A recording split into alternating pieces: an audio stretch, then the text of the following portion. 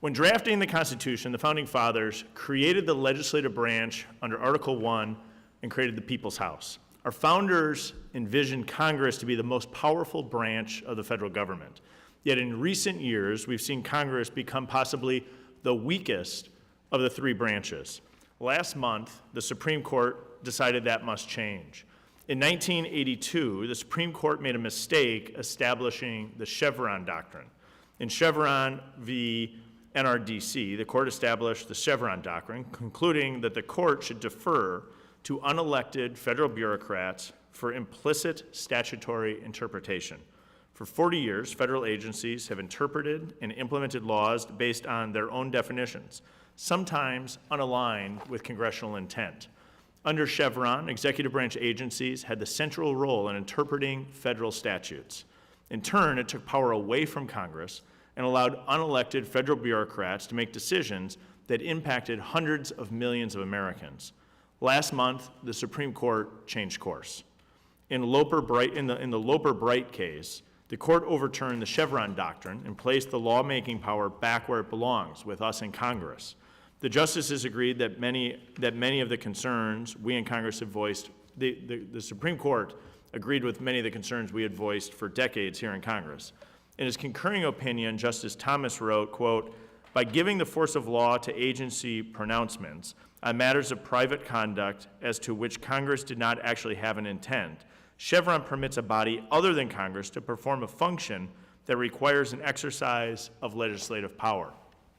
In the concurring opinion, Justice Gorsuch explained, quote, "Even as most ardent defenders have conceded, Chevron deference rests upon a fictionalized statement of legislative desire, namely a judicial supposition that Congress implicitly wishes judges to defer to executive agencies, interpretations of the law, even when it said nothing of the kind."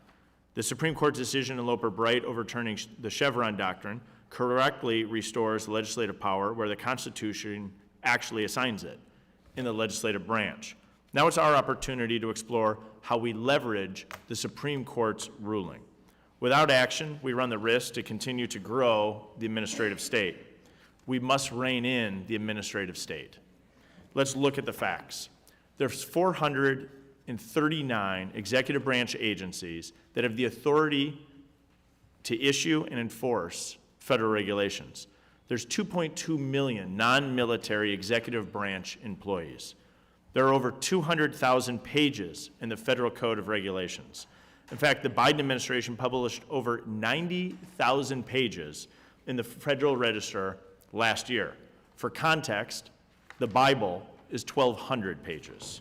That means the Biden administration has added roughly 80 Bibles worth of material in just 1 year. The Biden administration's regulations have cost taxpayers an estimated $1.4 trillion since he took office. So how can Congress address the growing administrative states? What are the first steps we should take? Today we'll talk about how and when Congress should engage in the rulemaking process, Congress's capacity to do so, and more. For decades, the model was simple. Congress established the policies by passing laws, and agencies provided technical expertise through the rulemaking process.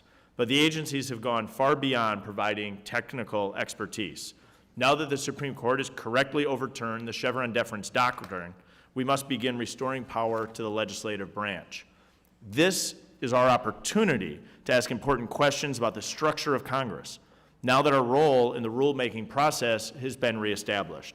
In the Loper-Bright decision, the Supreme Court has provided a real opportunity for Congress to restore itself to the People's House once again.